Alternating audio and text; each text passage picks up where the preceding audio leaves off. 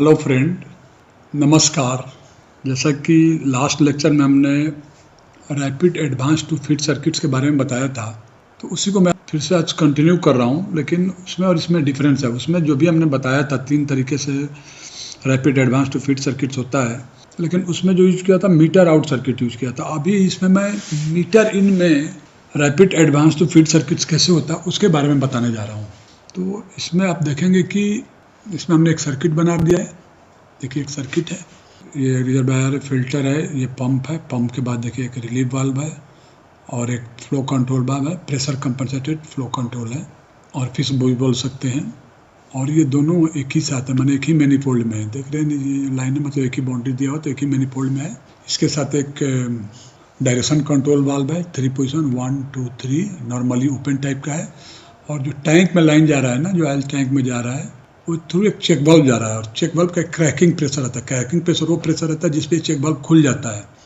तो जब भी टैंक में जाएगा, ऑयल जाएगा, तो इतना जितने पे क्रैकिंग हो उतना प्रेशर मेंटेन करके ही जाएगा। और देखिए ये जो वाल्व है हमारा double solenoid operated and pilot operated है। ये पायलट का सिग्नल है, हाइड्रोलिक पायलट है। इसके अलावा आप देखेंगे कि एक और डायरेक्शन कंट्रोल वाल्व है, single solenoid direction control valve है। और नॉर्मल पोजीशन में, मतलब ये पोर्ट क्लोजर, ये पोर्ट क्लोजर, मतलब नॉर्मल कंडीशन में ऑयल कहीं जाएगा नहीं।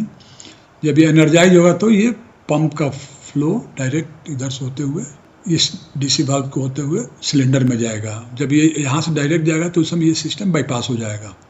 तो ये बाईपास टाइप का है, डीसी वाल्व लगा हुआ है।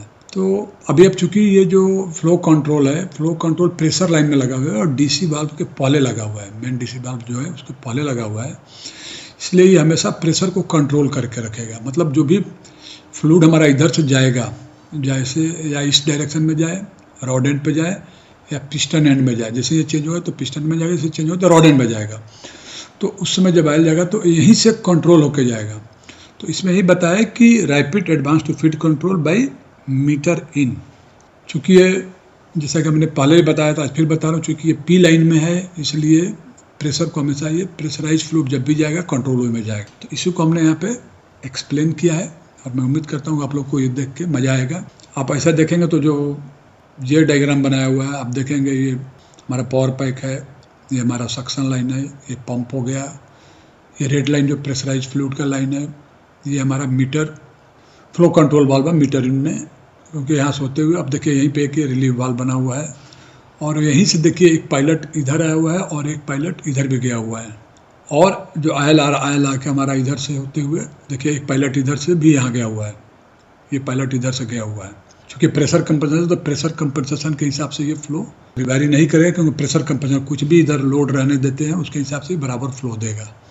प्रेशर के साथ कंपनसेशन है। इसके बाद ये आउट होते हुए ये हमारा ये डीसी वाल्व हो गया, ये डीसी वाल्व के थ्रू होते हुए ये पिस्टन एंड में आया है। यहाँ पे देखिए एक हमारा रॉड है, रॉड में ये एक वो लगा हुआ है कैम टाइप का, जो ये लिमिट स्विच को एक्चुएट करेगा। इसके अलावा देखिए अब जब ये सिलेंडर से ऑयल हमारा निकल रहा है तो ये हमें 50 PSI का चेक वाल्व के थ्रू होते हुए ये टैंक में जा रहा है। तो ये सर्किट में बता दिया। चूँकि ये 50 PSI पे है तो जब भी इधर से ऑयल जाएगा, जब इधर का प्रेशर 50 PSI होगा तब भी जाएगा। तो उसके पहले हमारा सिस्टम में प्रेशर उतना 50 PSI मेंटेन करके ही जाने वाला इधर से आयल। अब चलिए अब आते हैं इस पे थ्योरी पार्ट पे। Where we use meter in control the flow control and relief valve will control feed speed. Flow control और relief valve will control feed speed को कंट्रोल करेगा। And additional DC valve is incorporated to bypass the flow control of rapid advance and rapid return. चूँकि जब इससे जाएगा oil तो ये pump का जो भी फ्लो होगा सीधा इधर से निकल जाएगा, तो इसमें कोई कंट्रोल नहीं है। इसलिए जो भी पंप का फ्लो है पूरा चला जाएगा सिस्टम में। तो ये रैपिड एडवांस में या रिटर्न में, एक्सट्रैक्ट में या रिट्रैक्शन में जाएगा। तो जैसे ही इधर से आयल होते हुए इधर से जाएगा तो ये रैपिड मोशन में जाएगा। जैसे ही ये डी एनर्जाइज हो गया, जैसे ही डी एनर्जाइज नॉर्मल पोजीशन में आ जाएगा तो इधर से आयल कहीं नहीं जाएगा। तो उस समय ये पिक्चर में आएगा और उस समय जितना हमने यहाँ पे सेटिंग कर रखा है फ्लो का, उसी के स्पीड से, मैंने उसी हिसाब से हमको फीड मिलेगा। इधर हमको आगे जाना है या पीछे जाना है, एक्सट्रैक्टिंग पोजीशन में, रिट्रैक्टिंग पोजीशन में। तो वही इसमें बता रखा है। The circuits on the feed part of the cycle, the 3 position spring center, DC valve is directed flow to the cylinder, जैसा कि बताया। The offset DC valve is blocking the parallel path around the flow control. Block करता है। Its solenoid can be energize during rapid advance and return. इसका solenoid जब भी energise होगा तो हो जाएगा, और जैसे ही एनर्जाइज होने के बाद इधर से आयल जाएगा, यहाँ से तो आयल चला जाएगा, जैसे ही एनर्जाइज होगा पी से कनेक्ट हो जाएगा, पी इधर से होते हुए जाएगा।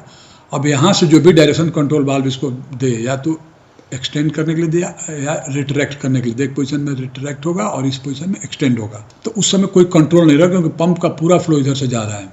लेकिन जैसे ही ये डी एनर्जाइज होगा तब इसका मूवमेंट पूरा इस पर डिपेंड करेगा, उसी को बताया है। The offset DC valve are blocking the parallel path around the flow control. Its solenoid can be energize to divert pump delivery around the flow control valve. The relief valve incorporated in the flow control provides overload protection in all operating conditions. जो relief valve है ये overload protection देता है all condition में, या extract हो, retract हो, feed में हो या full load पे हो। The 50 psi check valve in the tank line assures that pilot pressure is always available to shift DC valve. जो इसमें 50 psi का चेक वाल्व है जो दिखा है ना, क्रैकिंग प्रेशर 50 psi, तो ये हमेशा डिसाइड करके रखता है कि P में मतलब नॉर्मल पोजीशन में भी जो आयल जा रहा है तो 50 psi का प्रेशर इधर मेंटेन रहेगा, इधर सब जगह। ये इसी के फायदा है जिससे कि ये पायलट मिल जाए मैं उसको शिफ्ट करने के लिए। अभी इसका वर्किंग पार्ट है। Throttle adjustment of valve C determines feed speed of parallel pressure adjustment determines maximum operating pressure, provides overload protection. Solids of valve D and E are de-energized for idle, permitting D to offering spring offset and E to a spring center.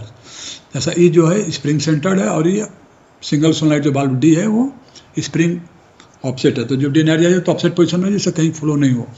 Volume passed through throttle of C is returned to tank through the open center of E and through valve F, which assures minimum pilot pressure for operation of D and E. Normal position में excess pump delivery is returned to tank through C at a pressure equivalent to the low spring value in valve F and on spool C. Pump is considered to be unloaded.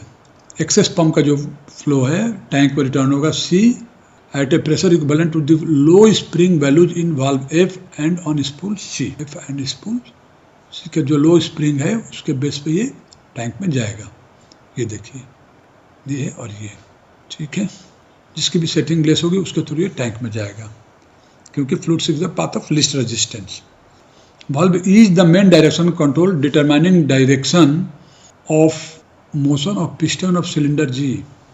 सोलाइड A is held energized for advance, solenoid B for return. Valve D is bypass valve which with its solid B energized permits pump flow to bypass the throttle of C for rapid motion of G। जैसा कि बताया कि वो bypass होकर चला जाएगा और rapid motion मिल जाएगा। Its solenoid is de-energize to block the bypass for feed. जैसे वो डी एनर्जाइज हो तो उधर से आयल जाना निकलना बंद होगा, ना तो जाएगा ना निकलेगा। तो उस समय हमारा जो थ्रोटल वाल्व है मतलब फ्लो कंट्रोल जो है वहाँ से ऑपरेटिंग प्रेशर C के थ्रू जाएगा। Operating pressure of pump B during rapid motion of G is equal to the back pressure imposed by F plus equivalent to work resistance। तो जब ये रैपिड मोशन में जाएगा तो उस समय क्या होगा, जो भी आयल जाएगा तो इधर से जाएगा, इस रूट को पकड़ेगा, तो उस समय जो भी प्रेशर जो होगा, जो प्रेशर सिस्टम पे डिपेंड करेगा, चूँकि ये तो इसके थ्रू हमेशा टैंक में जा रहा है तो इतना तो रहेगा ही, प्लस जो वर्क लोड आएगा, जितना लोड उठाना है उसके रिस्पेक्ट में जो हमें प्रेशर मिलेगा वो दोनों का सम हमें मिलेगा, उतना प्रेशर हमको दिखाएगा। सिस्टम अगर हम कुछ लगा दे, प्रेशर गेज लगा दे तो उतना हमको दिखाएगा, वही बता रहे हैं।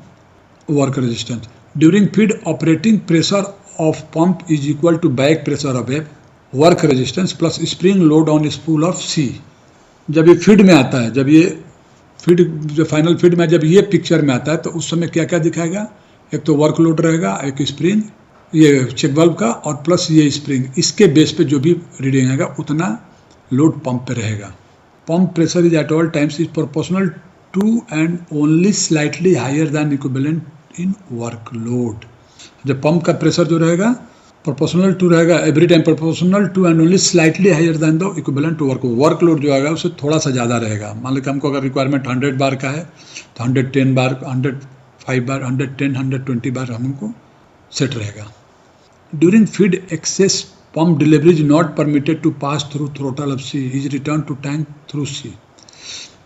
अब फीड के टाइम में जो भी वो रहेगा एक्सेस पंप का जो डिलीवरी रहेगा वो क्या हो जाएगा, is not permitted to pass through throttle of C, is return to tank through C. जो भी एक्सेस रहेगा वो टैंक में चला जाएगा। एक्सेस पंप जो रहेगा जब फीड के देते समय जो भी एक्सेस पंप का रास्ता तो यही है, तो जैसे ही यहाँ पे रिस्ट्रिक्शन मिला तो ये दूसरा रूट को ढूंढ के आयल यहाँ से टैंक में चला जाएगा। तो फ्रेंड ये रहा rapid advance in case of meter in control. इसका हमने नाम दिया flow control and overload relief valve. तो ये दिखा के मैं उम्मीद करता हूँ कि आप लोग को ये समझ में आ गया होगा, और मैं आप लोग से रिक्वेस्ट करता हूँ कि मेरे इस चैनल को सब्सक्राइब करें तथा बेल आइकन दबाएं, जिससे फिर मैं कुछ नया डालूँ तो आप लोगों को मिल जाए। Thank you very much.